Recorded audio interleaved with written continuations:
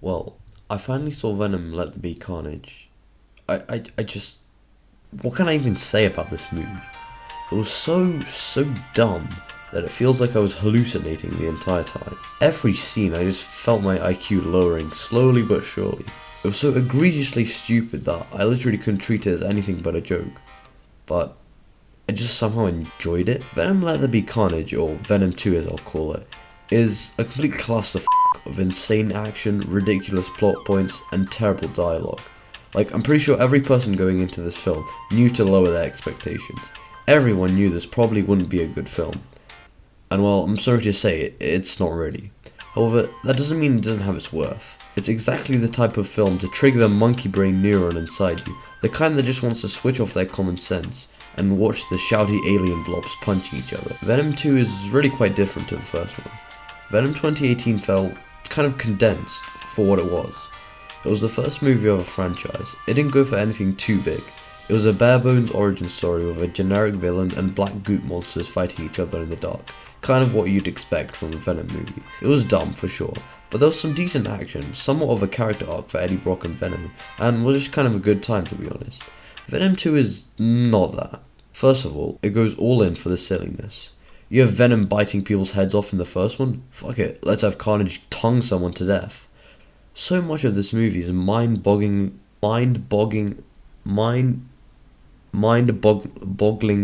dumb. Let's just put this into perspective. Some of the scenes include Venom memorizing a map that Cletus Cassidy drew on his wall and controlling Eddie to draw a perfect copy and speed up footage while wacky music plays behind it. Venom joining a rave. Carnage spinning really fast and becoming a tornado. Venom becoming a gay pride icon. Carnage hacking and computing using his fingers. Carnage eating a priest and saying power up.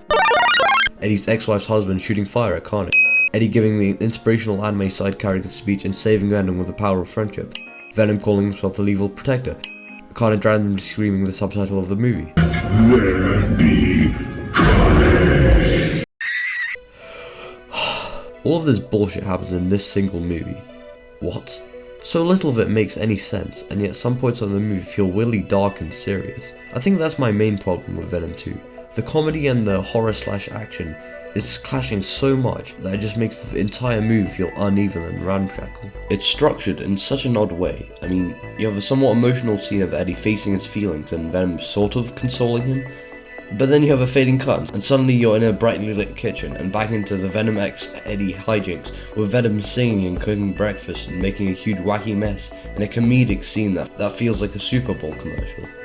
And then you have this suspenseful prison breakout scene where Carnage becomes a horror movie monster, going insane and murdering everyone. And then it's back to Venom at a rave, giving a speech about being yourself and not hiding in closets, and doing the mic drop. It doesn't feel ironic or anything, it just feels mushed together. Like they had so many ideas and kind of just threw them at the wall to see if they worked. Remember how I said Venom and Eddie had somewhat of a character arc in the first movie? I kind of enjoyed the bromance they started.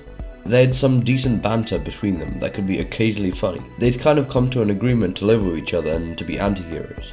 Venom 2 tries to develop that idea, but it's just so obnoxious. Venom and Eddie are now like roommates who are just completely sick of each other, always fighting and bickering. And while this is a tried and true concept, there isn't really any build up to this. It happens from the very start of the movie, and we haven't had time to explore that moment of friendship between them that comes to clutch during the finale.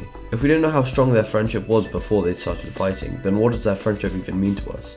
And they try so hard to make this bromance comedic, but it really just does come off as annoying. You have Venom cracking jokes and one-liners every few seconds, and since he's just basically a voice in Eddie's head, it's just crammed into the main dialogue. It's so forced and unfunny that it just paints Venom as a complete joke, rather than the monstrous weird alien that he was in the first. And midway through you have Venom and Eddie get into a fight and they're like slapping each other and destroying their stuff, and it's so loud and moronic. It's not the kind of silliness that the audience is looking for, it's just overplayed filler to stretch the movie and separate Eddie and Venom for the climax later. And though they have a cheesy little reunion later, there's nothing really there that solidifies the resolution of their relationship. They still just feel like two characters that yell at each other and occasionally fight bad guys together. And later on, a huge plot point is that their symbiotic relationship is stronger than Carnage's and that they can use it against him. But it's just completely forced because no one would ever believe these two idiots could pull together. This kind of goofy bro relationship might work if they had some more time to develop Eddie and Venom as characters, maybe in something like a Venom TV series. But since we have to get to the monster fights that the people came for, this character development has to be minimized. Meaning, in a movie titled Venom, Venom doesn't feel very prominent. There's another problem: Carnage, the other titular character. Don't get me wrong, I thought he was really cool in this movie. The effects on him, and Venom as well, look really good. Carnage's design is really on point, even with all the tentacles and weapons. They really do make him feel like a dangerous, deadly alien creature. He also has some really good sound design. When he's breaking free from prison, he has this shrieking scream that contrasts well with Venom's deeper roar, portraying Carnage's maniacal side. But that's where my praises end. While they were trying to build the relationship between Venom and Eddie, they forgot about Cassidy and Carnage. The entire point of Carnage is that this insane murderer, he doesn't care about lives, he only cares about killing and chaos, and his intentions align so well with Cassidy's that they've created this inseparable bond. Carnage is the red one because he's bonded to Cassidy on a cellular level, and yet at the end of the movie their biggest weakness was that actually they weren't symbiotic after all. Oh you. Apart from one or two scenes of them talking, Cassidy and Carnage are never really shown to have this perfect bond between murderers, and that's an issue of Cassidy himself. The movie fucked itself by being PG-13 instead of 15. You could have embraced the insane Carnage gore and have loads of blood and death, but except for some helicopters blowing up and some deep throating, there's barely any impactful killing. Cassidy doesn't come off as criminally insane, he just feels like a quirky villain that also kills people. He spews some riddles and waffles a lot, but none of it really portrays him as a psycho killer from the comics. The whole reason people like Carnage is that he's the embodiment of, well, carnage. Sadly, Venom 2 just doesn't deliver on this characterization. Apart from some rampaging and screaming, Carnage just feels like another tough, scary killer monster, with nothing setting him apart from the other symbiotes like Riot. Another reason why Cassidy feels so weak as a psychopathic killer is another major character, Shriek. Essentially, she's a mutant, maybe, who fell in love with Cassidy while they were in an asylum, and after Cassidy becomes Carnage and escapes prison, he breaks her out of Ravencroft and they start killing people and getting married and stuff. And look, I know Shriek is in the comics and that's a whole thing, but I feel like giving a murderous serial killer a wife kind of takes away from his character. He's already not that threatening or creepy, but giving Cassidy moments of actual empathy detracts from the deranged psychopathy that he thrives in. Shriek herself is not that interesting. She's also crazy and can scream really loud and has beef with a detective called Mulligan because he shot her eye out and stuff. She kind of serves as an emotional core for Cassidy, but once again, their relationship is not already built enough for us to actually feel something. The entire backstory is swept through in the beginning of the movie in like 2 minutes. The movie chooses to waste time on Venom headbutting Eddie instead of building a proper foundation for Cassidy and Shriek. Why does Shriek even have those powers? Never explained. I'm guessing they couldn't think of a logical explanation, but it's moments like these which make me question the production of this movie. Things like Carnage hacking computers using his own flesh might be excused, because they're just silly little cartoon moments to move along the plot, but when it comes to concrete plot points, you can't just ignore them.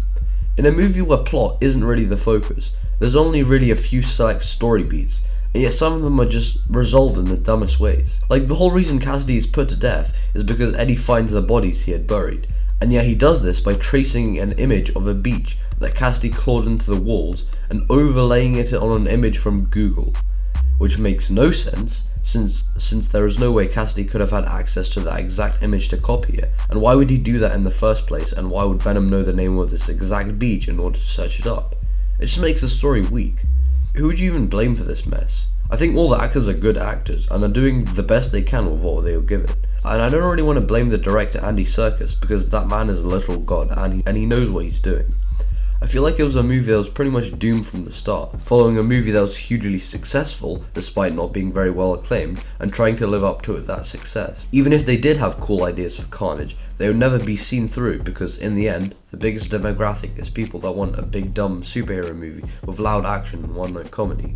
Of course, there's no problem with that, but it does just leave out that portion of people that are looking for a darker, more experimental time of Venom and Carnage film. I think the ending of the movie was probably the best part. You had some classic Carnage v Venom action in a cool church setting, and since the CGI used is actually really good, the fight is pretty engaging. Of course, you do have some jarring jokes that ruin moments, but overall, it was a fun and thrilling action scene that improved vastly on the murky, dull final battle from the original. The thing is, this entire battle leads up to a moment that just kind of ruins it all.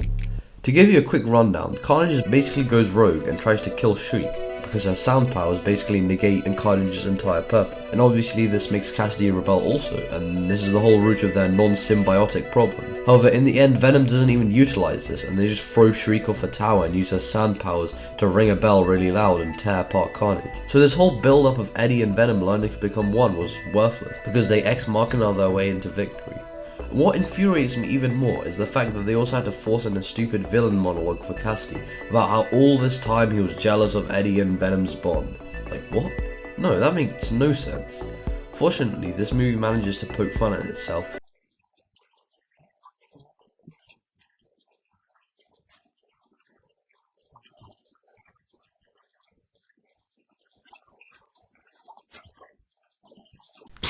Yeah, alright, that one was pretty good. In the end, Venom Let There Be Carnage is a really messy, really clunky superhero film that tries too hard to make it funny and scary and intense all at the same time. Yet, even though I've been bashing it for like 10 minutes straight, and even though there's so many weaknesses in its writing, it's a movie that I don't dislike. It delivered on the fun aspects of the original, and improved on all the action and fighting and symbiotes that gave Venom its meat, so in that regard it's successful. Unfortunately, I don't think that stops it from being not a great movie. High in enjoyment, definitely, but lacking in quality. I'd give it a 6.5 out of 10. The last thing I really want to talk about is the post-credit scene, which in my opinion saved the last few threads this movie had left hanging. To run it down for you, Venom and Eddie are laying low on some kind of Latin American island, and Venom's like, yo, I have loads of alien knowledge, like 80 million years worth, you want in? And Eddie's like, yeah, sure. And then there's this weird glitch thing, and suddenly it's daytime, and on the TV it's fucking J. Jonah Jameson. Yeah, the same one from the Far From Home post-credits. And he's like, Spider-Man is Peter Parker. And Venom's like, I can tell this guy's delicious, and like licks the TV, and he's got some weird connection to him. And yes, that's a lot to unpack, because that confirms Venom's in the MCU, which is hella exciting. And it means whatever weird universe-bending spell Doctor Strange did in the No Way Home trailer brought Venom from the multiverse, and maybe, this is just a theory of mine, Venom's already had his meeting with Spider-Man, and that's why he's got this connection. I mean, it's not enough to save this movie, but I did think it was pretty cool. S-tier post-credits, C-tier movie. So anyway, that was my 5 cents on Venom Let There Be Carnage. It's been a while since I uploaded, huh? I'm getting back into the swing of things, so expect more videos whenever I feel like actually doing something. Bye.